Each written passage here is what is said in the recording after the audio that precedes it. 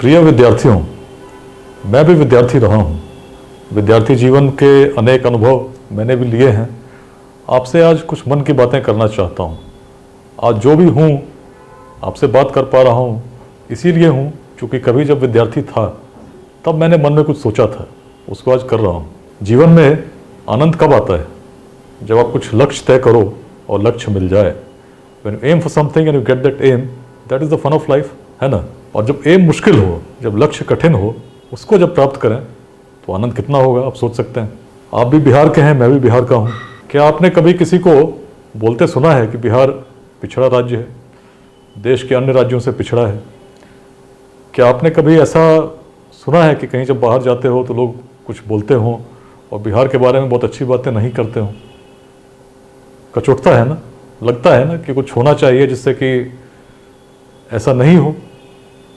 और तब जब बिहार के इतिहास की हम बात करते हैं, सब लोग हिस्ट्री बुक्स तो पढ़ ही रहे हैं, देखते हैं जब इंडिया की हिस्ट्री की बात कीजिए तो सबसे बड़ा इतिहास कहाँ का है? कौन सी वो जगह थी जहाँ जब हम बात करते हैं एंशिएंट इंडिया, जिसकी राजधानी अगर कहीं थी तो कहाँ थी? तो मैं आपसे सबसे पहले आज बात करना चाहता हूँ बिहार के बारे में। बिहार का इतिहास क्या था? हम सभी ने पढ़ा है कि बिहार उस अखंड भारत की राजधानी थी जिसकी सीमाएं अफगानिस्तान के पार तक थीं, नॉर्थ ईस्ट तक थीं, साउथ तक थीं, नॉर्थ तक थीं। लेकिन क्या आपने कभी सोचा है कैसे स्थापित हो सकी?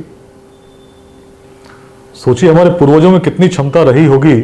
आज भी छोटे छोटे क्लास में हम लोग बैठते हैं, अगर किसी टॉपिक पे डिबेट करने को बोला जाए तो कितनी दिक्कत होती है कोई एक सोल्यूशन तक पहुंचने की। क्या कोई बात सभी मानते हैं? लेकिन उस समय इतने बड़े देश में जब टेक्नोलॉजी आज की तरह नहीं थी, रोड्स नहीं थे, कम्युनिकेशन के मीडियम नहीं थे, सबको एक करना, कहीं रिपब्लिक थी, कहीं पे राजतंत्र थे, उनको मिलाकर एक भारत का निर्माण करना आसान था क्या? लेकिन हम लोगों ने किया जब कुछ नहीं था, और आज तो सब कुछ है। तो उस भूमि की क्षमता क्या हो सकती है? अब आप सोचिए कैसी ज़मीन थी, कैसी भूमि थी जहाँ विश्वविद्यालय स्थापित हुए। हम लोग बात करते हैं नालंदा की, विक्रमशिला की, और जब पढ़ते हैं, आप तो अभी पढ़ते होंगे ना कि बहुत देशों से लोग पढ़ने आते थे, अपने जान को जोखिम में डालकर पढ़ने आते थे। ऐसी क्या बात रही होगी उस समय में जब न रोड थे, न टेक्नोलॉजी थी, न आज की तरह कम्युनिकेशन थी, लेकिन लोग चल के आ रहे थे। क्या प्रेरणा थी इस लैंड में? क्यों थी? अगर हम देखते हैं तो बहुत पहले से ही, जब से ज्ञान ने उस रूप को धारण करना शुरू किया, तो हम कहते हैं सबसे मोस्ट एंशिएंट बुक कौन सी है? ऋग्वेद है, वैदिक लिटरेचर है। कहाँ लिखी गई? वेस्टर्न इंडिया, आज का पाकिस्तान, पंजाब, राजस्थान के क्षेत्र में। लेकिन वेदों का अंत कहाँ हुआ? वेदांत हम कहते हैं। जब देखते हैं, अब पढ़ेंगे वेदांत के सारे श्लोकों को उस समय का, तो हम कहते हैं वेद की सबसे जो यदि कोई उत्कृष्ट दृष्टि है तो वेदांत में है। और वेदांत की जो रचना हुई इसी बिहार में हुई, मिथिला में हुई, उत्तर बिहार के क्षेत्र में हुई। कैसे हमारे ऋषि थे, कैसे लोग थे जो इतने इंटेलेक्चुअल थे, उन्हीं के तो वंशज हैं। अब वो ज्ञान जब उस काल में ऐसी थी तो बढ़ती गई, तभी तो विश्वविद्यालय स्थापित हुए। बौद्ध धर्म, जैन धर्म, अनेक तत्व सिद्धांतों ने जन्म लिया, और बहुत नज़दीक तक, इनफैक्ट 1000 साल पहले तक भी विक्रमशिला की स्थिति ये थी कि पूरे तिब्बत से लोगों ने सोना दान किया था अपने अपने घर से, और मिल के इस प्रकार से एक राशि इकट्ठा की थी जिससे कि विक्रमशिला के किसी आचार्य को आमंत्रित करने के लिए वहाँ से मंडली भेजी जाए। तो ऐसे तो हम थे। आप एंटरप्रेन्योरशिप की बात कर लीजिए, कैसे थे हम? आपको याद होगा, आपने भी शायद पढ़ा होगा, 3rd सेंचुरी BC में मेगास्थनीज ने पटना को, पाटलिपुत्र को उस समय के विश्व के one of the best cities में बताया था। अब सोचिए आज के समय में जब हम कंपैरिजन करेंगे, तुलना करेंगे, तो क्या हम ऐसा कह पाएंगे? आप भी पटना में रहते हैं, आप देखते होंगे किस प्रकार चीज़ें हो रही हैं, कहीं गंदगी है, कहीं उस प्रकार का अव्यवस्था भी दिखती है। लेकिन उस समय मेगास्थनीज जो बाहर से आया था, उसने जब यहाँ के बारे में लिखा तो उसकी तुलना विश्व के सभी नगरों से करते हुए इसे विश्व का सर्व प्रमुख नगर बताया था। ऐसा तो हमारा इतिहास रहा। चंपा की बात कर लीजिए तो विश्व का सर्वप्रथम नगर बौद्धिक ग्रंथ कहते हैं, लेकिन बौद्ध ग्रंथों की कहने की बात तो अब छोड़ दीजिए, उसका जीवंत रूप तब मिलता है जब वियतनाम को आप याद कीजिए। वियतनाम का पुराना नाम क्या था? 1000 वर्षों तक वियतनाम चंपा के नाम से जाना गया। चंपा क्या थी? इसी भागलपुर में थी, इसी बिहार में थी, जिसने उस समय के लोगों को प्रेरित किया। तो अगर हम सुनते हैं कि आज बिहार कहीं ना कहीं पिछड़ा है। जो बच्चे हैं बहुत अच्छा कर रहे हैं बाहर जाके, लेकिन बिहार के अंदर अगर कहीं स्कूलों में ठीक से पढ़ाई नहीं हो पा रही, बच्चे नहीं पढ़ते हैं, तो उनको समझाना होगा कि तुम किस भूमि के वंशज हो। जहाँ विश्वविद्यालय थे, जहाँ लोग पढ़ने आते थे, तो तुम अगर नहीं पढ़ते हो ठीक से, तुम शॉर्टकट्स के पीछे जाते हो, तो तुम क्या कर रहे हो। क्योंकि जब ऐसा करेंगे तो जैसे हम लोगों ने बात की, जब लक्ष्य कठिन हो उसको हम पाएँ तो ज़्यादा आनंद तो आएगा ही। जब हम बात करते हैं बिहार की, तो यहाँ तो प्रेरणा विद्यमान है। पहले तो हम थे, और आज अगर हम सोचेंगे कि समस्याएं हैं तो समाधान कौन करेगा। समाधान तो हम ही करेंगे ना, कहीं दूसरे जगह से तो कोई आएगा नहीं। दूसरे जगह से आकर बता सकता है कि भाई स्थिति क्या है, कैसा है, कंपैरिजन कर सकता है, बट जो समस्या है उसके तो हम अंग हैं, तो समाधान तो हम ही को करना पड़ेगा। आपसे बात करने का मेरा जो उद्देश्य है बहुत स्पष्ट है। युवावस्था में, बाल्यावस्था में असीम सकारात्मक ऊर्जा विद्यमान है। जब लोग बड़े हो जाते हैं, बहुत चीज़ों को देखते हैं, तो उन्हें लगता है कुछ चीज़ें संभव नहीं हैं। लेकिन हमारे देश में जब भी किसी को हम देखते हैं जिसने जीवन में सफलता प्राप्त की, संतुष्टि प्राप्त की, तो ऐसे ही लोग थे जिन्होंने बाल्यकाल में, युवावस्था में निर्णय लिया कि मुझे अपने जीवन में कुछ बदलना है, कुछ परिवर्तन करना है। आप आदि शंकराचार्य की बात कर लीजिए, कितनी उम्र थी जब उन्होंने संन्यास लिया था?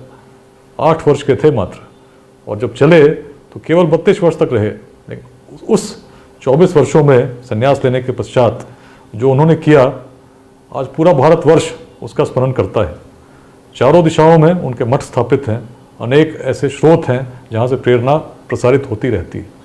छत्रपति शिवाजी, क्या अवस्था थी जब उन्होंने प्रथम दुर्ग को पर विजय प्राप्त किया था? मात्र 16 वर्ष के थे। आप कल्पना कीजिए उस समय की बिहार की हमारे विद्वान कैसे थे। महर्षि अष्टावक्र की क्या उम्र रही होगी, क्या अवस्था रही होगी जब जनक के दरबार में उन्होंने सिद्ध किया था कि उस समय के सबसे बड़े विद्वान से भी कुछ अधिक उनकी विद्वता थी। याज्ञवल्क्य की क्या उम्र रही होगी जब उन्होंने बड़ी सभा में सभी उस समय के भारत के विद्वानों के समक्ष यह नहीं कहते हुए कि सबसे बड़े विद्वान है, यह सिद्ध कर दिया कि उनसे बड़ा विद्वान कोई था ही नहीं। अभी से, बचपन से यदि अपने मन में ठाना कि कुछ बदलना है, तो निश्चित आने वाले समय में बिहार को नई दिशा देने में आपकी बड़ी भूमिका होगी। हम तो एक अभियान चला रहे हैं बच्चों को, युवाओं को प्रेरित करने का, क्योंकि हम चाहते हैं लोग सोचें कि हमारे पूर्वज कैसे थे, कैसी सोच थी जिसमें इस प्रकार की चीज़ें स्थापित हो सकें। कोई भूमि में कोई चीज़ें अपने आप नहीं हो जाती। यदि विद्वता में हम ऐसे थे जो उपनिषद की रचना कर सकते थे, तो सोचिए क्या सोच रही होगी जिसमें केवल भौतिक चीज़ें, फिजिकल चीज़ों में संतुष्टि नहीं थी, आध्यात्मिक तथ्य के गूढ़ रहस्य तक जाने चाहते थे। ऐसे हमारे पूर्वज थे। कैसी भूमि रही होगी जिसमें विश्वविद्यालय स्थापित हो गए, क्यों हुई? और अगर मगध साम्राज्य की कल्पना कीजिए, इतना शक्तिशाली साम्राज्य जिसकी हम लोगों ने बात की, जिसने अखंड भारत के साम्राज्य का निर्माण कर दिया, तो कैसे संभव हुआ? क्या उस समय के हमारे राजा उस प्रकार के भावों में व्यस्त थे? आप इमेजिन कीजिए, आपने तो पढ़ा भी होगा, नंद वंश किस समाज के उस हिस्से से आया था?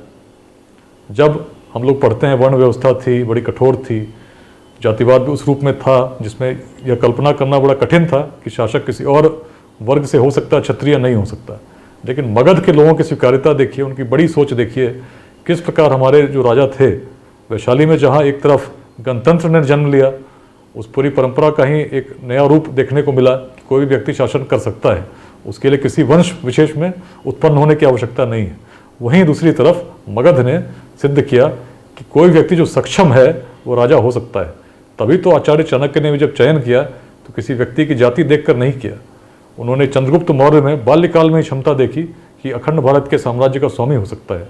और जब ऐसा इस कल्पना को लेकर आगे चले, सक्षमता को देखकर चले, क्षमता को देखकर चले, तो साम्राज्य निर्मित हुआ। सभी लोगों को जोड़कर एक अखंड भारत का निर्माण संभव हो सका। तो आज जब आप देखते हैं बड़ों को छोटे छोटी चीज़ों में उलझे हुए हैं, लोग जाति के नाम पर संघर्ष करते हैं, लड़ते हैं, तो उनको बताना होगा तुम्हारे पूर्वज कौन थे, कैसी उनकी सोच थी, जिसमें बौद्ध धर्म जैसे महान धर्म की स्थापना हुई, जिसमें सभी लोगों में एक रूप माना गया। तभी तो उसका प्रसार इतने देशों तक हुआ। समझाना होगा कि भाई तुम ही तो प्रणेता हो वेदांत के, जिस वेदांत में आदमी तो आदमी, अन्य जीवों में भी एक आत्मा देखा गया। एक ही आत्मा हर किसी भी आत्मा में वास करती है, वो परमात्मा का अंग है। कहने वाले हम ही तो थे। उसी बिहार के तुम वंशज हो। मिलकर सोचना होगा। क्षमता असीम है। जब पूर्वज उस समय ये सब कर सकते थे, जब कुछ नहीं था, तो आज तो सब कुछ है। सब बच्चों ने, अभी डिजिटल टाइम आया कोरोना के बाद, देखा किस प्रकार क्लासेस हमारी चलती रहीं। डिजिटल क्लासेस कैसे चलती हैं? आपने देखा होगा ना स्कूल में पढ़े हुए कंप्यूटर में बाइनरी सिस्टम 0 1 0, अगर नहीं होता तो क्या ये बाइनरी सिस्टम काम करती? क्या डिजिटली हम लोग बात कर रहे होते? आप मुझे सुन रहे होते?